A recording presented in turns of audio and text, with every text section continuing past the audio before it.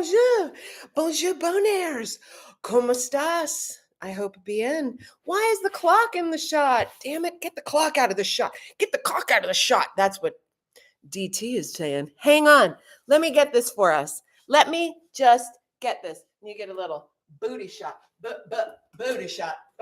Booty shot. I just can't hang with the motherfucking clock in the shot. I can't hang with the clock in the shot. Do I like the Christmas tree in the shot? Hell yeah. It's a little tree in the shot for you. Hey, oh my goodness. I didn't even introduce myself. How rude. My name is Jess Wood. This is Get Wood. It's my audio diary. It's a weekly situation where I tell you some stories about what happened in my week. And I will say, yes, I did get a haircut. Thank you. Seems to me this haircut is quite feathery. I'm going for a 70s. Oh, hey, E. Hey, Bubula. I'm going for a 70s swoop fucking feather. Yeah, that's right. And I got my earrings on today that a friend of mine made that say get wood in wood. Are you kidding me? Wood on wood? Nothing better. There's nothing better. That's what DT says. Come on, I can't stop making jokes about that fucker. Hey, here at Get Wood, we like to sing, we like to cheer, we like to make things silly. So, let's get some titty in there. Where's the titty shot? Here you go. It's Run, Run, DMC. Rest in peace, Jay.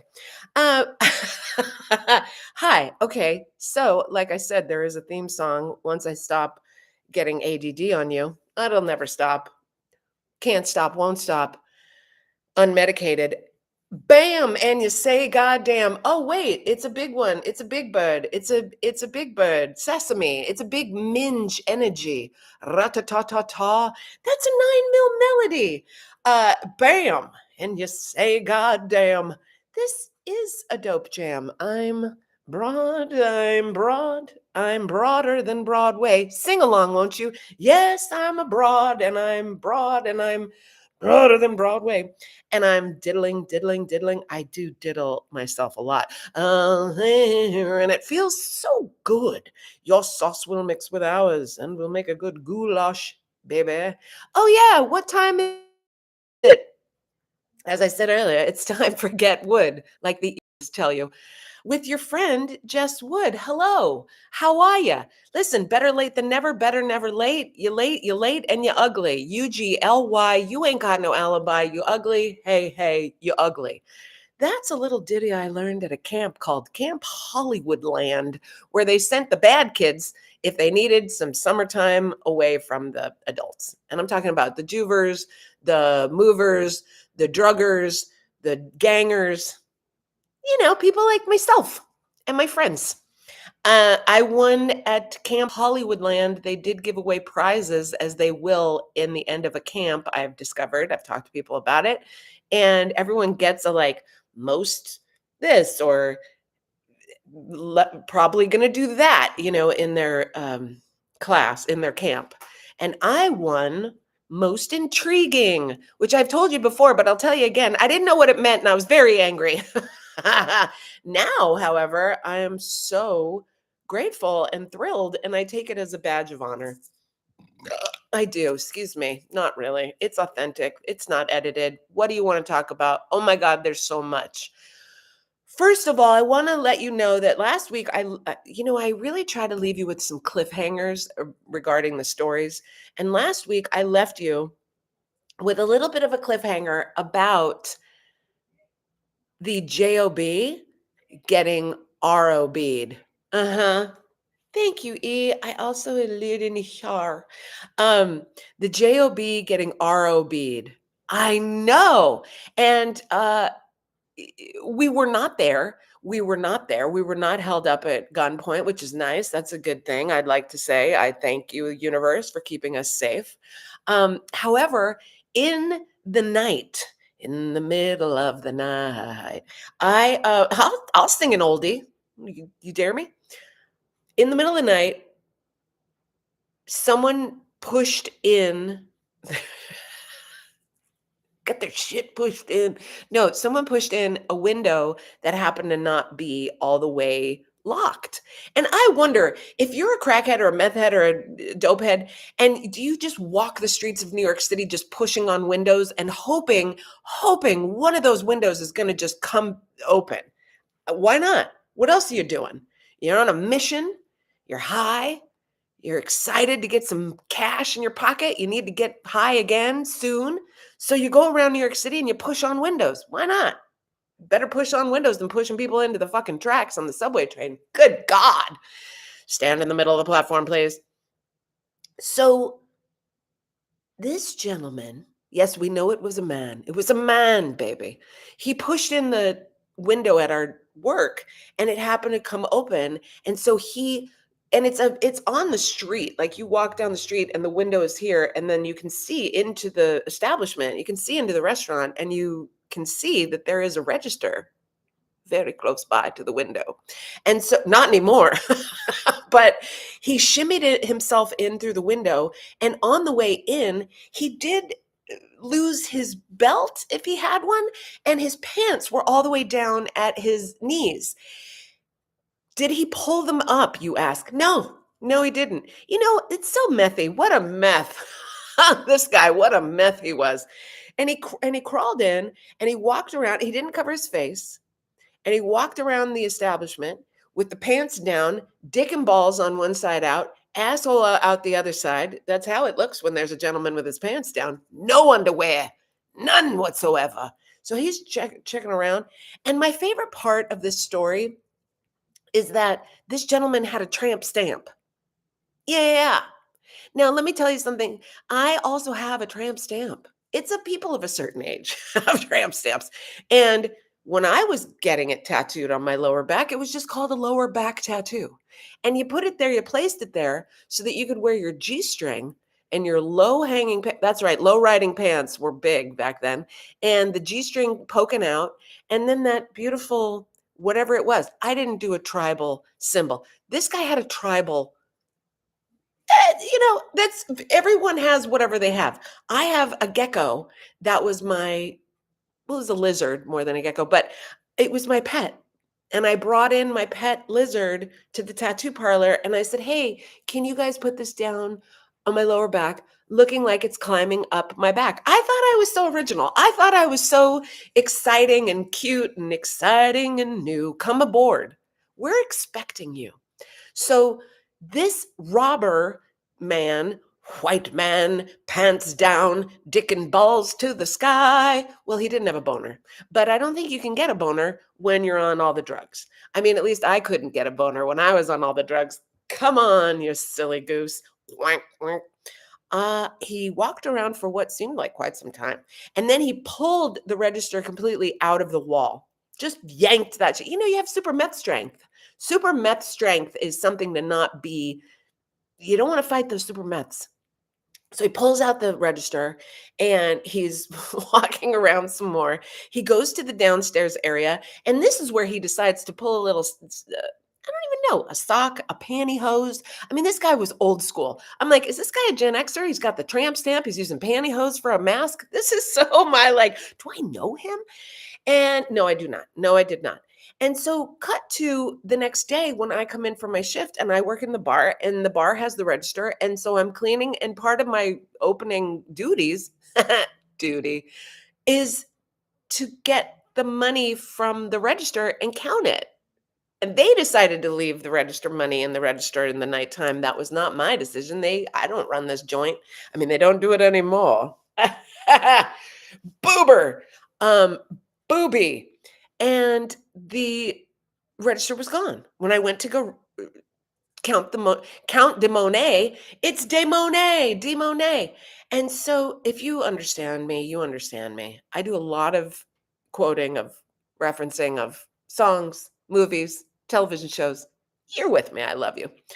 And so I go to count the money and I'm like, hey, did you guys take the register downstairs? That's a great idea. You should probably take the register downstairs at night since you keep cash in it, and you should lock it up in the lockup place in the safe. And he goes, no. And I go, well, it's not here. And my manager goes, what? And I go, it's not here, the register. just not here. And he goes, what? Why? Where is it? You're asking the wrong bitch. I didn't say bitch, but I said, you're asking the wrong babe. Because, let's refer to ourselves as babes and bodacious and bodigua. I'm not a bodigua. Anyway, but I do love my bodiguas.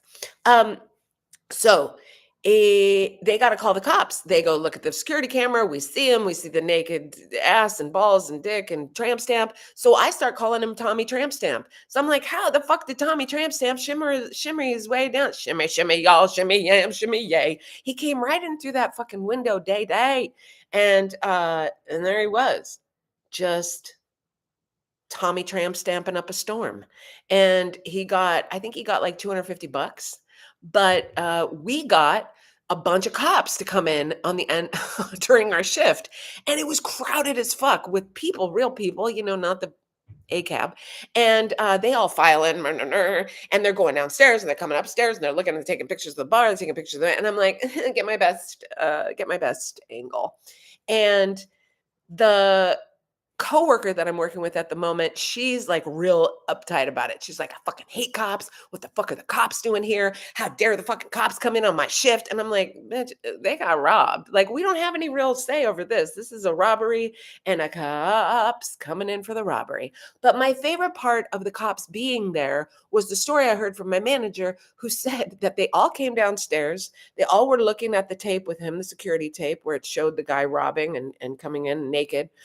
And one cop turned off his body cam, it's a terrible practice that they do this, but he turned off his body cam and he screamed out, oh my God, tramp stamp. I can't believe they had a tramp stamp. What the tramp stamp? And then he turned the body cam back on.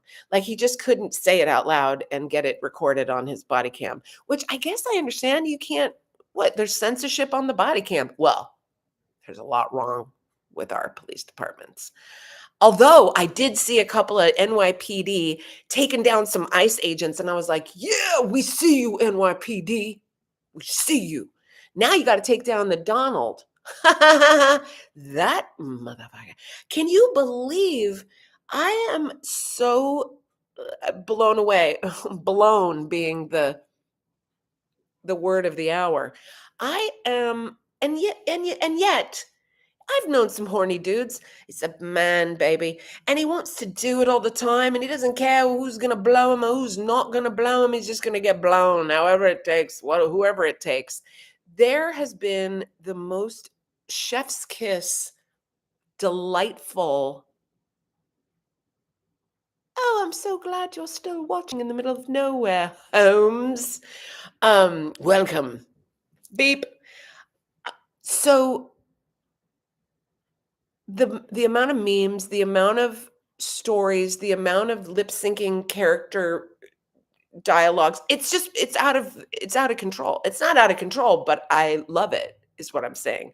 So let me tell you a couple other things before that. Now, remember last week when I talked to you about Jose and he made us take a picture of him, and my friend was like, all right, I'll take your picture. And then, okay, I'll call Staten Island for you. Like, no, we're not going to let you use our phone and all that junk with Jose. Well, Jose must hang out at the park that's near my job, because I went to work on Wednesday and homeboy was in the park still. And I was like, I don't know you. I don't know you. Give me back my purse. And I did not make eye contact. And I thought, oh dear, Jose.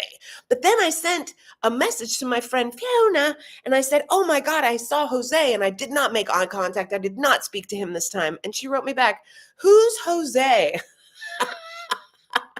Who's Jose? We just spent like an hour with him. You photographed him. You looked up numbers for him. Like, what? So I sent her his picture and she was like, oh, Jose. Yes, girl. Anyway, I'm going to get back to the back. So it's been an Arctic blast. We had an Arctic blast come up from some storm that's somewhere over here. I like to talk about the weather because the weather affects me a lot. And we had an Arctic blast. And what I wanted to tell you was Arctic blast, hate it. Let's say Arctic blast versus the finger blast. Boodle-doo. I, I'll take finger blast anytime. Who would take an Arctic blast over a finger blast? I don't know one person. I don't think I know one person, whether a lady or man. The finger blast. What a delight. And it warms you. It warms your heart. It warms your vag. It warms your butthole. I don't care where you're getting blasted. It's a good time. So I wish everyone a good time during these Arctic times to get a finger in there. Please, I beg of you. This is Get Wood. We like to do that. We like to get that. Speaking of which, I have to tell you, I went to the theater this week. And I have my theater companion. I'm very blessed. I have a theater companion. She's an older gal, white lady, critic of the theater. And she often will get tickets to a play. So she asked me to go to this play on Friday night. I've just had such a weekend of culture, like yogurt I am, like kefir.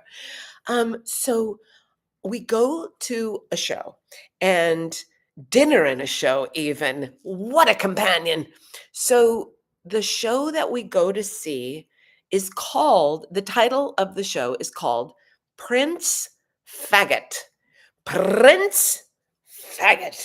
And I know it's quite a title. Now, what it is a reimagining of Prince George, that's Kate and William's son, if he were to grow up and become a gay man. Now, they start the show with a photograph of young Prince George, pardon me. And he's just in such glee and glory, and he's got his hands kind of under his chin, and he's on one foot and another toe, and he's got a very sassy little outfit on. And maybe some of us would just think, oh, what a cute young kid. But this people in this play, this performers said, oh, look at him. He's so gay. You can tell already. He's only just 4 years old, but you can tell already. And then the gay folks in the play, started putting up their own photos and saying, look you see, there's me at 4. You could tell. And there were a couple of trans women in the show, a Black trans woman, young, gorgeous, an older trans woman, white, beautiful, chiseled, I would say, a very handsome lady. And both of them were playing royalty, as was everyone else in the play. Now, everyone in the play was LGBTQ+. And so the shall I say the breadth of what they had, they had a lot of room, a lot of space to comment on young George. And so here it is reimagined. They have a white guy who's a gay guy playing older George, and then a South Asian guy called Dev, who's also a gay man, delicious, playing his love interest. And then there was a Black man playing William, the trans white woman playing Kate, the young Black trans woman playing the daughter. And I give you all of these cast members and who they played because it makes sense as to how they did this. And it was so beautiful, and it was so sexy, and it was so good. They locked up our phones. That's right, lock them up. And I was wondering, why are they locking them up? And my wonderful fake Blake number 2 told me, well, there's nudity. There's a lot of nudity, and there's sex. There's sex? Simulated gay sex, you say? Huzzah, I say. I love, and I've told you this before, my little lovers, but I'm not a huge porn person per se. I don't enjoy the straight porn. How about that? I'm not a gay lady, but I'm very open, and I enjoy watching the gay porn. Men or women, doesn't matter to me. I feel like they're just enjoying it more. Does that make sense to anyone out there? I feel like they're enjoying it so much more. And I feel like the the straight porn people are like, like it's violent. Have you noticed how violent the straight porn is? Which is what, when I was fucking young men, as I will, or I won't right now, but as I have, um, they're very violent. They were very violent in their sex. A lot of strangulation, a lot of spitting. And I'm like, what the fuck is this? And then I watch the straight porn, and there it is. They're just emulating what they see. They're just doing what they see. Monkey see, monkey do. These poor babies. Don't hurt people in bed unless they want it. And let's discuss what we want, what we like, what we need. I mean, please. Please, life's too short to be faking an orgasm, ladies or gentlemen. I don't know. So they did simulate sex in front of us, and they did blowjob in front of us, and they did so make out in front of us. And guess what? We were in the front row. In the front motherfucking row. Ass to ass in the front row. I was like, yes, yes, sire, should I say, because it was a royal situation.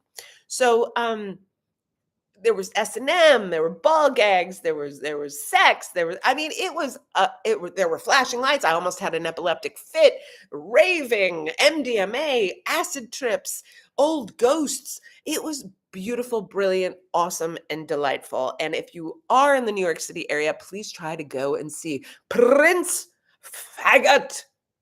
And he does really ache to be I just want to be a regular boy. It's almost Prince and the Pauper like. But it's also like, how do you deal with a guy that you're dating who's royalty, and you're a commoner, and you fight for the rights of the commoners, and yet the royals are like, but we are colonizers. I mean, it goes on. It's still going on today. As you know, I'm not telling you nothing you don't know, you smarty pantses. So, yes. Prince Faggot. I really recommend it highly. Although the crowd needs to be a little more diverse. Like the audience was really, I'm going to say 98% white, gay, male, from anywhere from 30 years old to 60 years old. And God bless. I'm glad they're coming out. I'm glad there's some stuff for them. But I really, really think a lot of, especially the trans community, the non-white trans community would just absolutely love, because there is they often will relate the story of Prince George and the royals to their own selves. So there's a personalization within the writing, within the play, that brings people out of their characters and then has them comparing the character to them. And it's so beautiful. I laughed, I cried, I got a little wet. You know what I mean? Like, this is a fucking play. Broadway, let's go. So if you can, if you will, if you want. And speaking of Prince Faggots, let's talk of a king who may be gayer than the day is long. And God bless him. I mean, he may be the first LGBTQ plus president.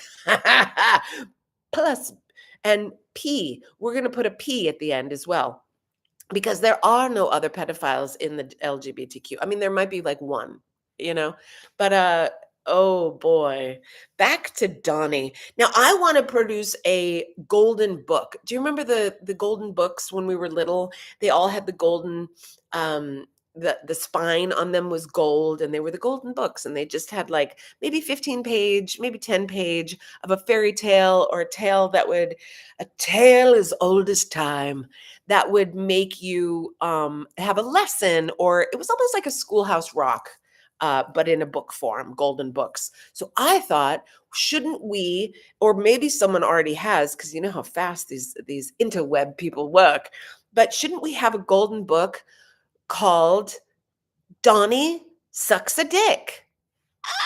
I just think that would be the best. Or Donnie Loves Dick. Like, there's, because Dick and Jane, The Adventures of Dick and Jane, there was a lot of Dick and Jane, and now there can be Donnie and Dick. Ow, what a perfect pairing it is.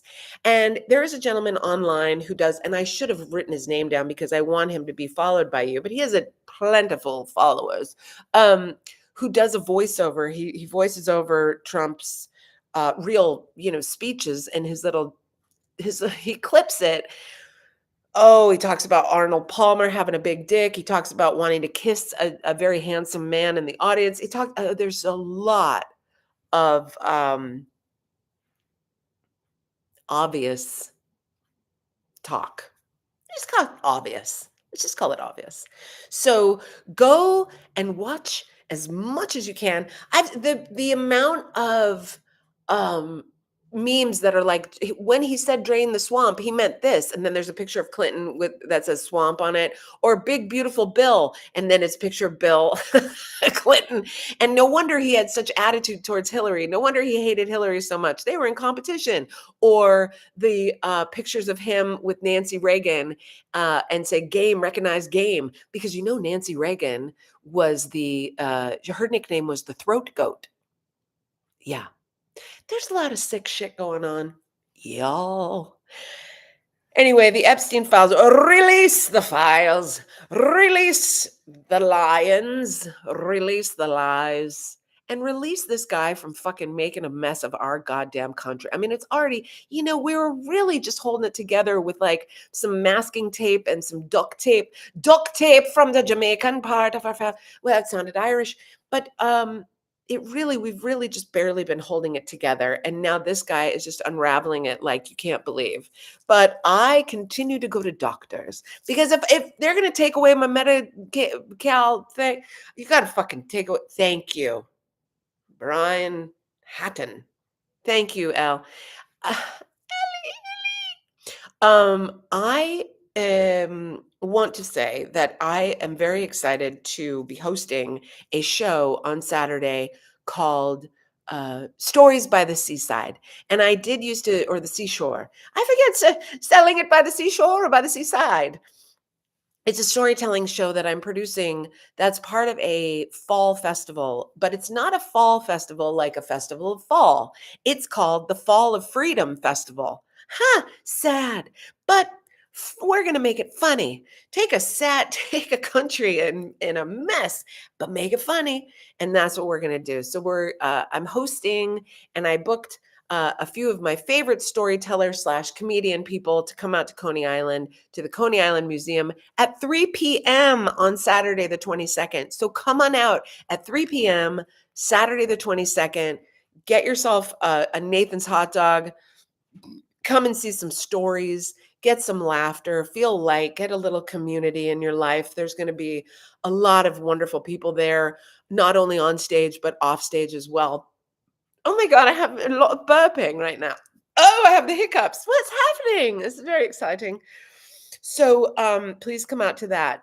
Also, I will be recording a record, and I've almost got the space up and going. So that's exciting. What I'd like to leave you with is this. You know how I watch things every week and I try to tell you about what I've watched. So I watched a movie this week that's from, I think it's 2018. It came out, and it's called Mid-90s, and it was written and directed by Jonah Hill.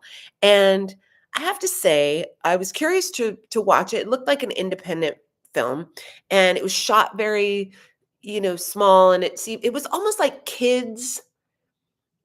Do you remember Kids?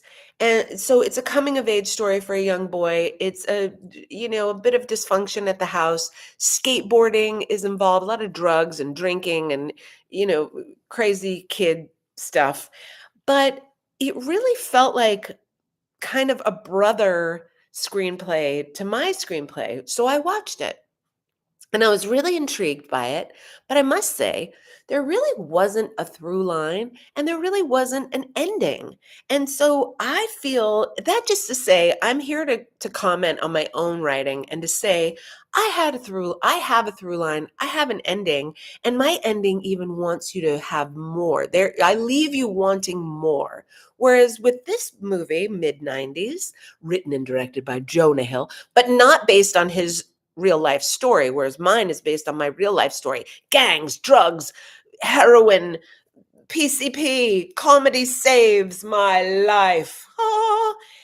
But this one is just like a kid, a skateboard, a mean older brother, a cool guys at the skateboard shop, figuring it out, having some drugs, having some drinks, getting hurt, not really figured it out, back to the house. You know what I mean? So, what that leads me to believe is that if you have money, I mean, if you have a lot of money, you can do whatever you want. You can get produced a screenplay. You can, get, who cares if it has a good ending or not? You get that shit out there.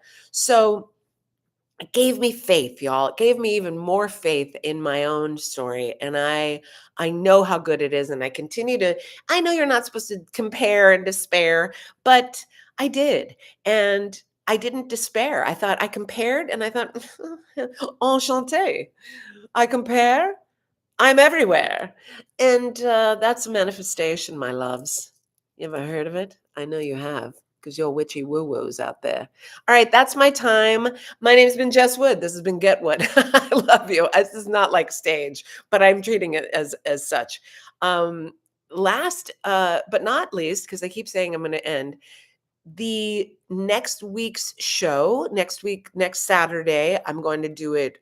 Again, I'm going to have to do it late night or on Sunday. I know I need consistency. It's killing me, this non-consistency. I love structure and I love consistency. But I bring up next week because I will be then missing a week of the show. I will be on the road. I am. I'm going to be in New Orleans. New Orleans. I'm going to be in New Orleans getting some new oils and trinkets from my Marie Laveau, and having some divine, sensual, successful, sexy saunters through the quarter. And so anyway, I will be doing next week's show and then I'll be off for a week. So I just wanted to give you a little heads up early because I know for me, I have a bit of an abandonment issue. So please, let's be clear about when we're here, when we're available, when we're not. And, as I always say, please be gentle with yourself, be gentle with others, be kind to yourself. And if you can, get yourself a little routine that you do where you show up for yourself, whatever that means to you. If you wake up and you have a coffee and you have a quiet time and you don't look at the phone for half an hour, go, hell yeah. If you make it so that you can take a walk every day, wherever you are, you have a little walk by yourself without the phone, always constantly on the phone, just a little break, just a little peace for you is what I wish. Because every week, whenever I'm out and I've forgotten my phone, I have such a full and wonderful time being present and enjoying whatever's happening around, whether it be a little challenging, that's okay too.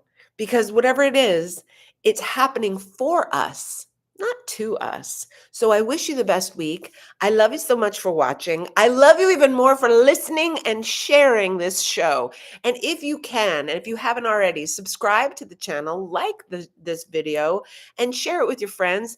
Also, you can go online to the all the podcast platforms. And if you haven't yet, or even if you did like a year ago, please leave a 5-star and a review. I love you so much. I love you, E. Thank you for sending me. And a lot of you send me memes and stories through the week, and I adore them. And please continue that practice. And also, if you'd like me to comment on any stories that are going on or anything that comes up, pops up, beep, bop, boom, please, bing, bop, boom, bop, bing, bop, bam.